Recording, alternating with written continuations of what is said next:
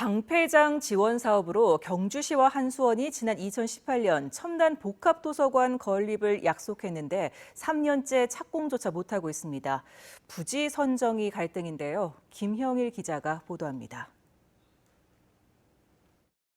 한수원은 경주 시민들이 방패장을 유치한 대가로 787억 원을 투자해 자립형 사립고를 설립하기로 했지만 이 사업은 무산됐습니다.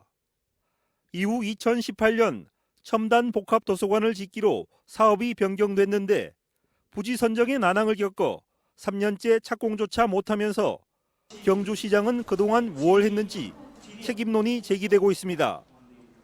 이런 가운데 최근 준하경 경주시장은 한수원 측이 도서관 부지로 황성공원을 강하게 원하고 있는데 이곳은 사실상 사업 추진이 불가능한 곳이라고 밝혔습니다. 한수원 입장에서는 기왕 800억 가까운 돈을 내놓으니까 자기들이 원하는 위치에 그분들이 원하는 장소가 황성공원이에요. 그런데 아시다시피 황성공원은 전체 면적의 20% 이상 다른 시설이 들어갈 수 없도록 돼 있는데 이에 대해 한수원은 지난 3년간 경주시 실무부서와 협의해 후보지 선정 절차를 진행해왔고 한수원이 일방적으로 황성공원만 고집한 적도 없다고 밝혔습니다.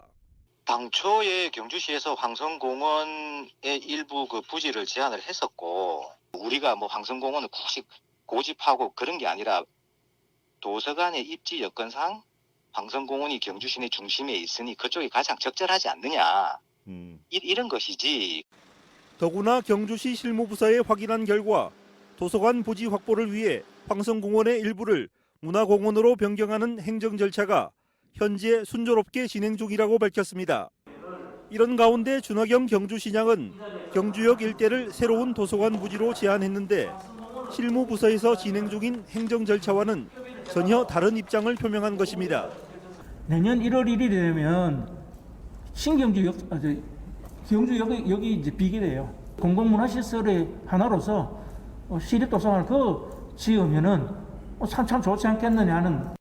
하지만 한수원은 과거 경주시와 함께 경주역을 후보지로 검토한 적이 있지만 신라유물 매장 가능성 등 현실적인 여건 때문에 심사 과정에서 탈락했다며 이제 와서 다시 거론되는 이유가 무엇인지 알 수 없다고 밝혔습니다.